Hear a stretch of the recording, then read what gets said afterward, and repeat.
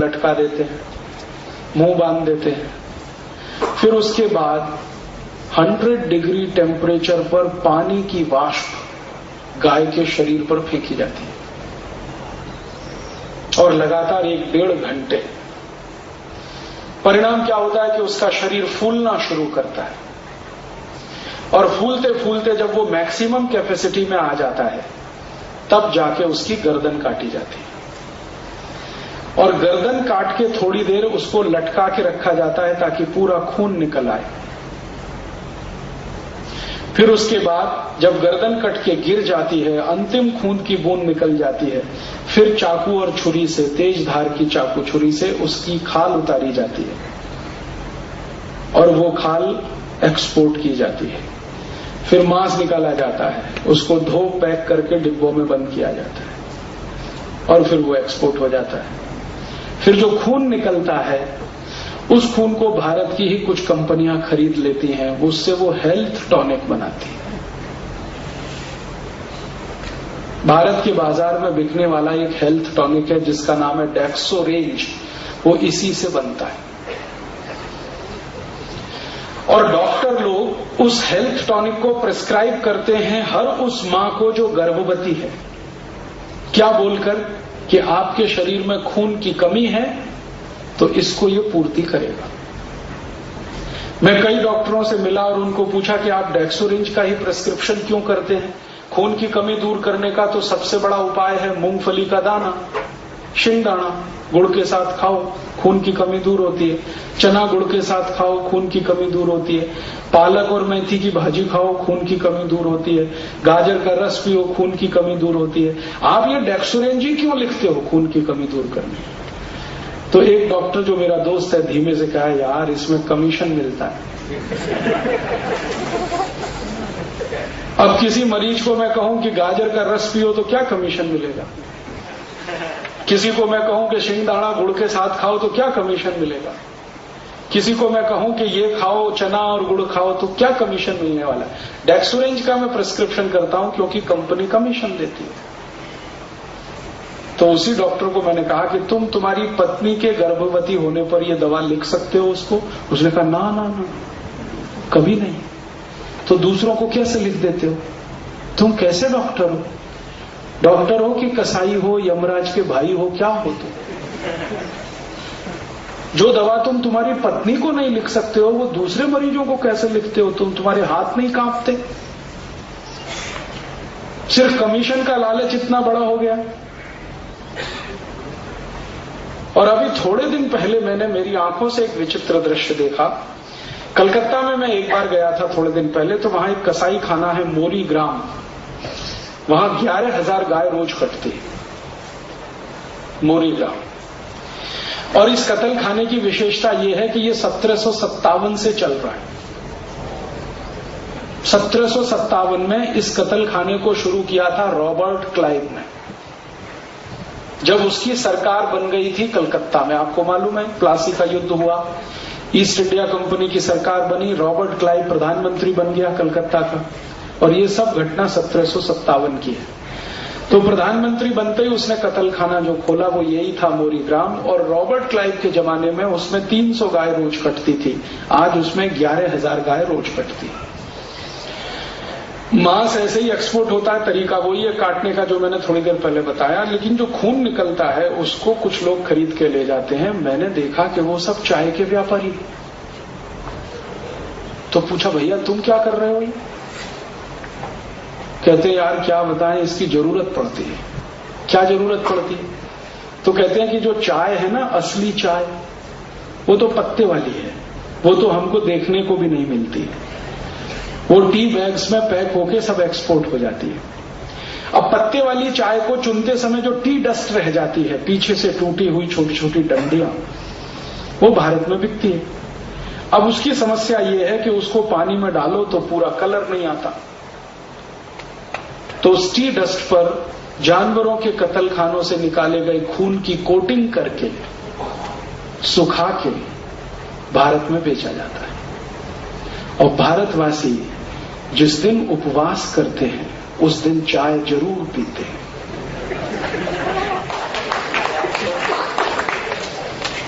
और शाकाहारी लोगों का एक ही पेय बचा है, वो अब चाय है।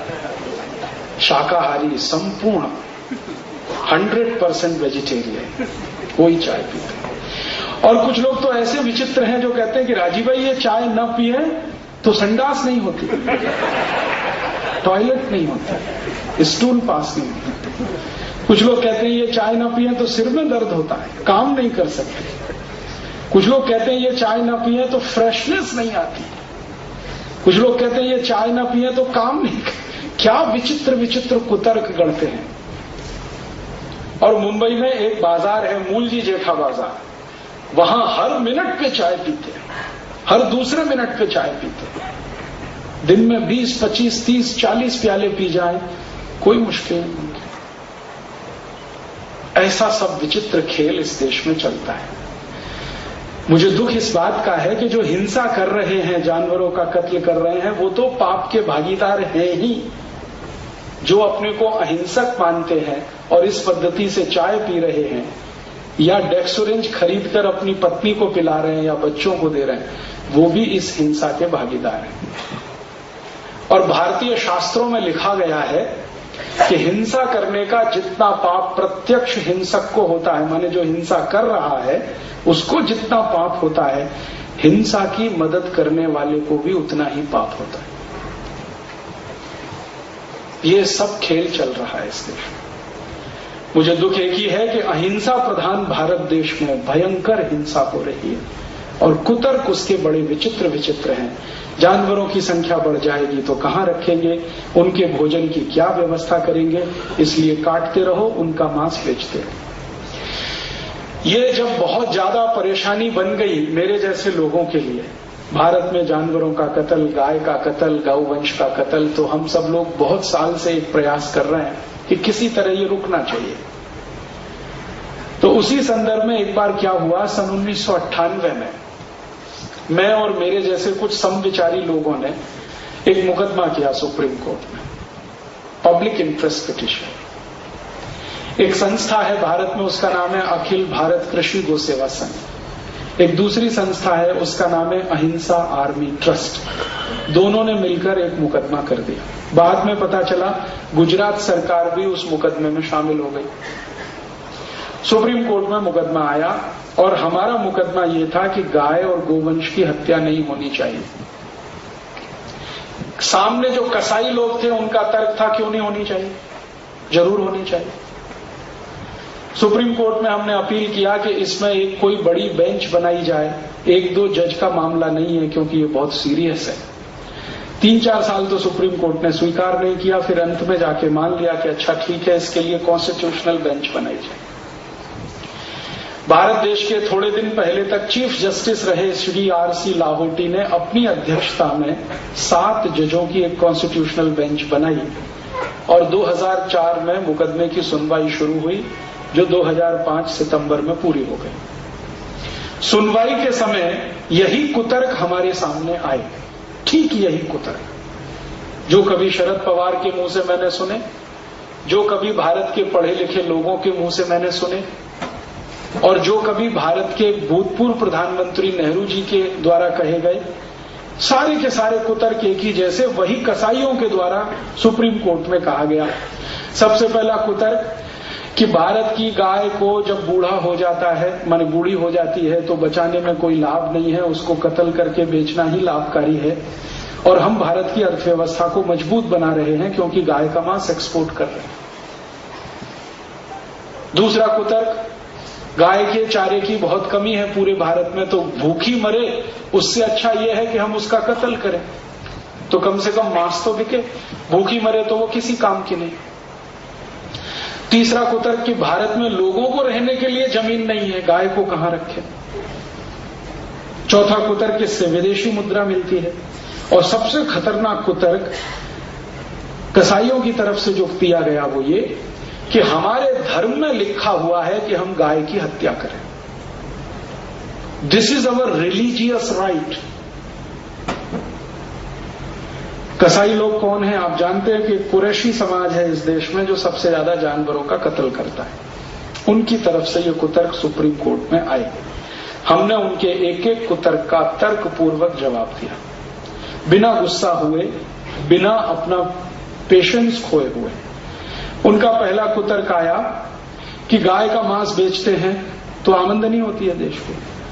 तो हमने सुप्रीम कोर्ट के सामने पूरे फैक्ट्स एंड फिगर रखे, वो ये कि एक गाय को जब काट देते हैं, कत्ल कर देते हैं, तो उसके शरीर से कितना मांस निकलता है, कितना खून निकलता है, कितनी हड्डियां निकलती हैं। एक गाय का साधारण जो वजन होता है वो 3 से 3.5 क्विंटल होता है, स्वस्थ गाय का। इसको हम काटें तो उसके शरीर में से मात्र 70 किलो मांस निकलता है।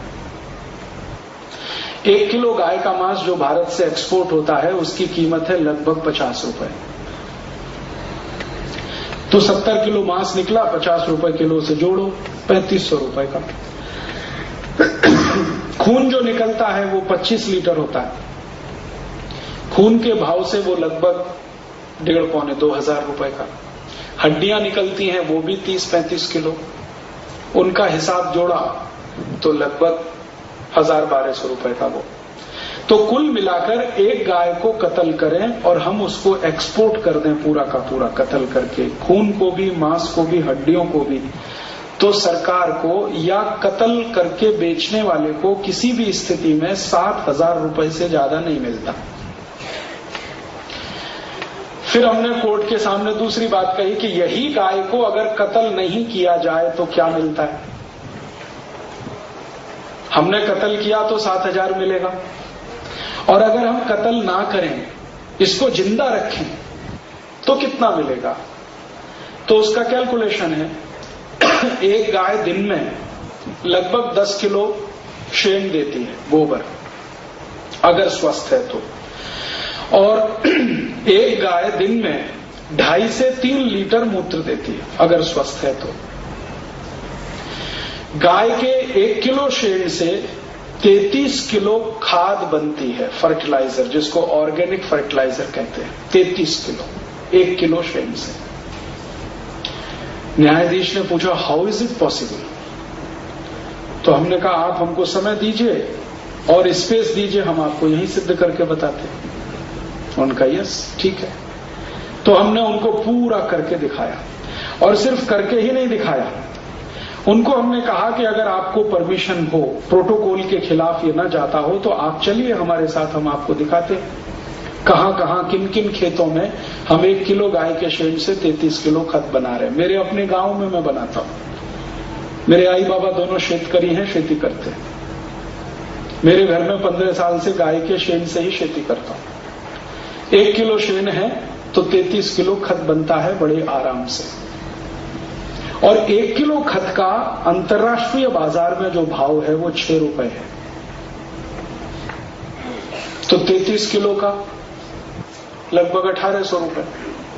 1,800 रुपए एक दिन में गाय के शेण से मिलता है, एक दिन में।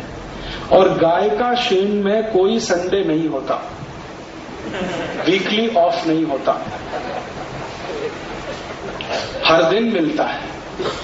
तो साल में कितना, 1,800 में 365 का गुणा कर लो। ये तो हुआ शेण 1 साल का।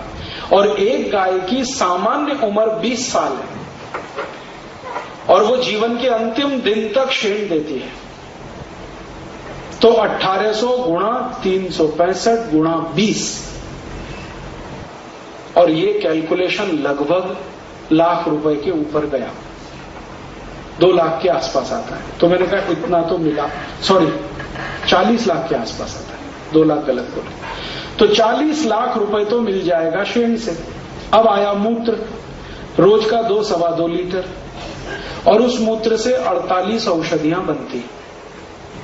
डायबिटीज की औषधि बनती है, arthritis, bronchitis, bronchial pneumonia, tuberculosis, osteomyelitis, osteoporosis, ऐसे 48 रोगों की औषधियां गाय मूत्र से बनती हैं। और गाय के 1 लीटर मूत्र का बाजार में दवा के रूप में कीमत लगभग 500 रुपए इस समय भारत के बाजार। अंतर्राष्ट्रीय बाजार में तो उससे भी ज्यादा है। आपको मालूम है अमेरिका में गोमूत्र पेटेंट है, और अमेरिकन गवर्नमेंट भारत की गाय का मूत्र इंपोर्ट करती है हर साल। कैंसर की मेडिसिन बनाते हैं उससे, डायबिटीज की मेडिसिन बनाते हैं। और अमेरिका में गोमूत्र पर 1 2 नहीं 3 पेटेंट है। तो अगर अमेरिकन मार्केट का अगर कैलकुलेशन करें तो 1 लीटर गाय का मूत्र 1200-1300 रुपए के आसपास बैठता है। तो रोज का 3000 रुपए का मूत्र, और 1 साल का 3000 गुणा 365, और 20 साल का 3365 गुणा 20, इतना तो गाय का मूत्र और गोबर हो गया। फिर इसी गाय के शेन से, गोबर में से एक गैस निकलती है जिसको मीथेन कहते हैं। और मीथेन वही गैस है जिससे आप अपने रसोई घर का भोजन बना सकते हैं और जरूरत पड़े तो अपनी गाड़ी चला सकते हैं 4 पहिए की। जैसे एलपीजी गैस से गाड़ी चलती है ना, वैसे मीथेन गैस से भी गाड़ी चलती है। तो न्यायाधीश को विश्वास नहीं हुआ, तो हमने कहा आप अगर परमिशन दो तो आपकी कार में हम मीथेन गैस का सिलेंडर लगवा देते हैं, आप चला के देखो। उन्होंने कहा यस, हमने लगवाया। उनकी कार में मीथेन गैस का सिलेंडर लगवाया और जज साहब ने 3 महीने वो गाड़ी चलाई और वो कहते हैं कि इट इज मार्वलस, क्योंकि खर्चा आता है मात्र 50 से 60 पैसे किलोमीटर और डीजल से चलाओ तो आता है 4 रुपए किलोमीटर। और मीथेन गैस से गाड़ी चले तो उसमें से धुआं बिल्कुल नहीं निकलता, और डीजल से चले तो धुआं ही धुआं निकलता है। और मीथेन गैस की गाड़ी में शोर बिल्कुल नहीं होता है, डीजल की गाड़ी में कान फट जाए इतना शोर होता है। ये सब उनके समझ में आया। फिर हमने कहा कि अगर हम 10 किलो गाय का शेन रोज का इकट्ठा करें तो साल में कितनी मीथेन गैस एक गाय से मिलती है, वो सब कैलकुलेशन, और 20 साल में कितनी मिलेगी। और भारत में इस समय 17 करोड़ गाय हैं, सबका गोबर एक साथ इकट्ठा करें और उसका ही इस्तेमाल करें तो 1,32,000 करोड़ रुपए की बचत इस देश को होती है। बिना डीजल बिना पेट्रोल के हम पूरा ट्रांसपोर्टेशन इस देश का चला सकते हैं। और इतने सारे कैलकुलेशन जब हमने बम्बार्ड कर दिए सुप्रीम कोर्ट पर, तो न्यायाधीश ने मान लिया कि गाय की हत्या करने से ज्यादा उसको बचाना आर्थिक रूप से महत्वपूर्ण है।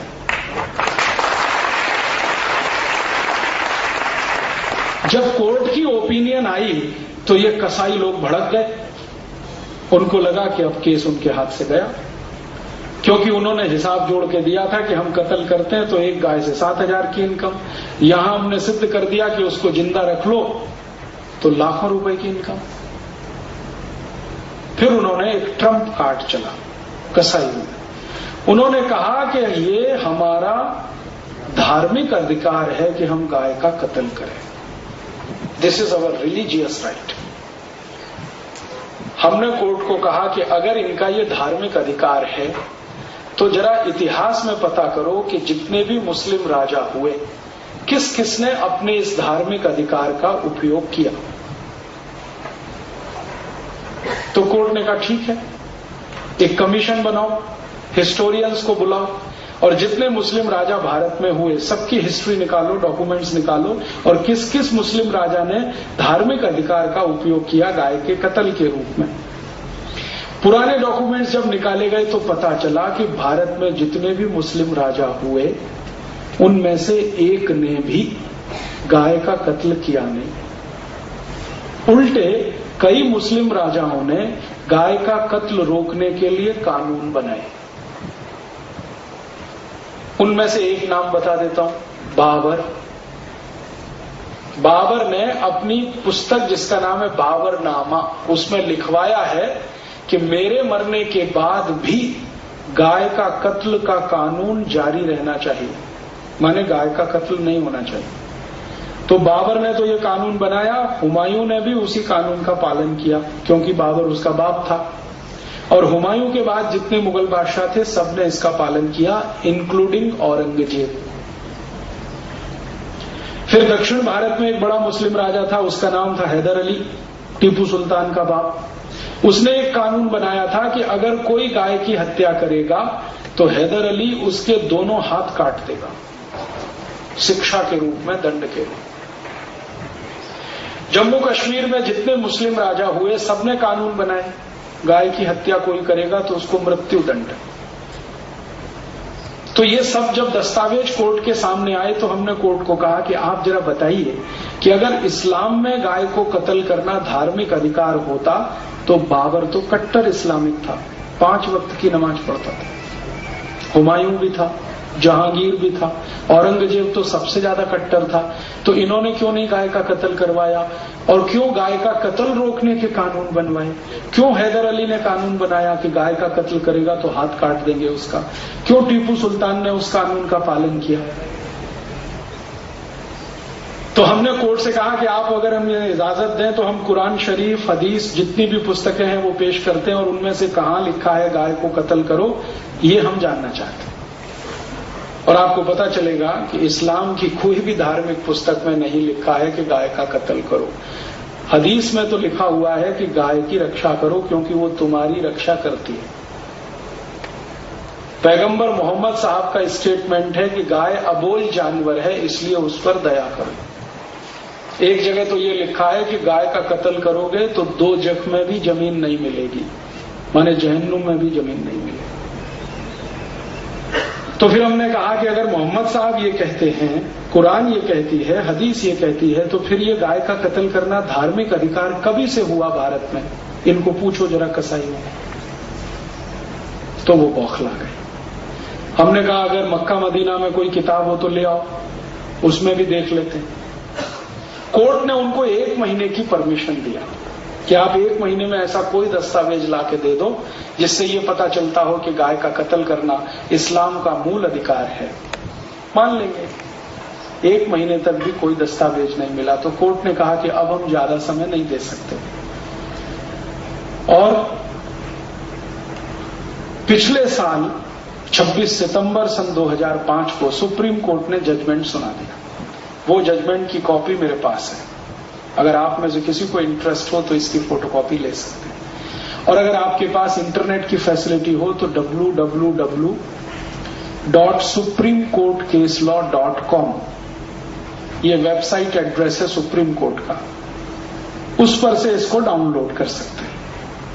ये 66 पन्ने का जजमेंट है और भारत के सुप्रीम कोर्ट के इतिहास का सबसे ऐतिहासिक जजमेंट। और उस मंगल पांडे ने इतिहास बना दिया। वो फांसी पर चढ़ गया लेकिन अपने मुंह से गाय की चर्बी के कारतूस उसने नहीं खोले। और जिस अंग्रेज अधिकारी ने उसको मजबूर किया उसको गोली मार दी उसने, मंगल पांडे ने। तो हमने कहा था ये बात कि भारत की आजादी का इतिहास शुरू होता है गाय की रक्षा से। इसलिए गाय की रक्षा उतनी ही महत्वपूर्ण है जितनी हमारी आजादी।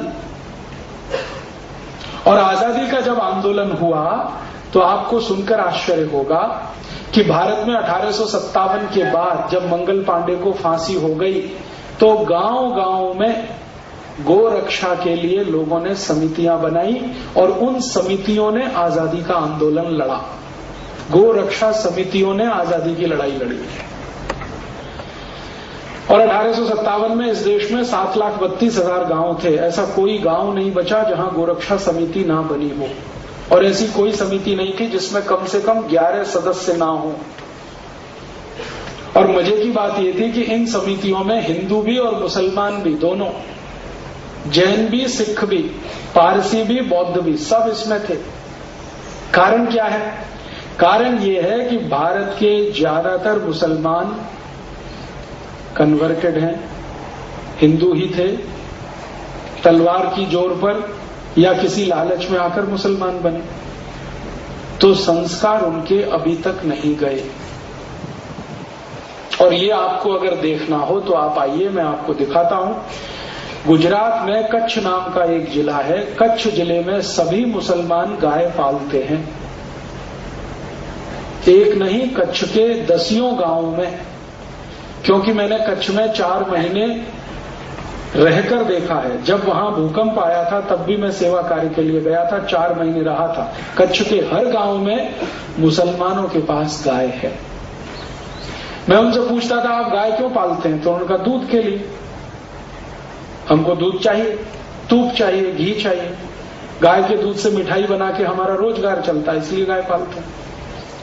और ये सिर्फ कच्छ में ही नहीं होता है। राजस्थान में आप आइए, बीकानेर, जैसलमेर, जोधपुर, बाड़मेर, ये सभी जिलों में जितने भी मुसलमान हैं वो गाय पालते हैं।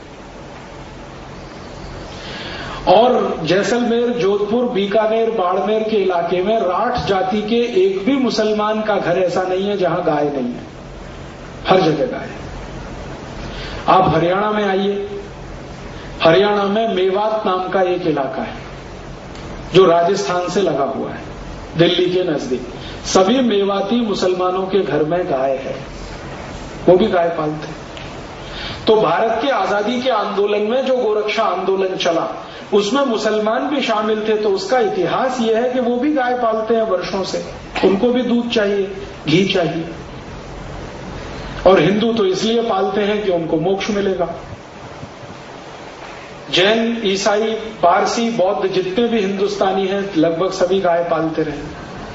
तो आजादी के आंदोलन में गोरक्षा के काम में हिंदू मुसलमान सब एक साथ मिलकर लड़ रहे थे, और ये आंदोलन इतना ताकतवर हो गया था कि सन 1894 में अंग्रेजों की रानी ने भारत के वायसराय को एक पत्र लिखा। वो पत्र की कॉपी मेरे पास है।